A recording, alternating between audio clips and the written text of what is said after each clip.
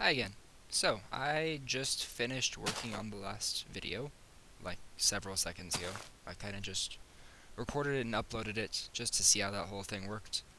But from what I could tell, it's successful, so I decided to try out another one, see if I can get it to work again. This is kind of a test. This is kind of cooler though than the last video, because those traps are kind of lame. Anyway, so from the set of the last thing, we'll We're going to fly over. That's a lot of mushrooms. Jeez. My good. On the trees, too. Anyway, this is kind of a weird server. I don't know what that is. And there's some glitchy water down there. But we're going to head on over here. Saving the world. To this thing. This is something I also created with the help of iPlay88keys when a little bit after beta 1.7 came out. And I thought of the idea to make Connect 4 using pistons. And several other people have done this. I'm not the first person to do it. But I hadn't seen any other ones at the time that I made this. So, without further ado, I shall show you once again how this works. You push each of these columns here has a label on it, and each button pushes out either a sand block or a gravel block, depending on which player you are. So players alternate sides. Oh, that lighting glitch was not there before. To push out the blocks. If you're actually going to make this in the more recent versions, you'll have to get rid of the glass, because that whole lighting glitch didn't used to be there.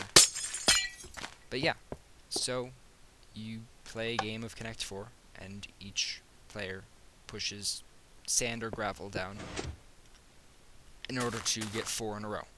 Now, how this whole thing works, and one of the cooler things about this, is that when you hit this, it'll release pistons at the bottom, and those make the sand and gravel able to be picked up and moved, so that they don't clog up your thing and you don't have to clean that whole thing out.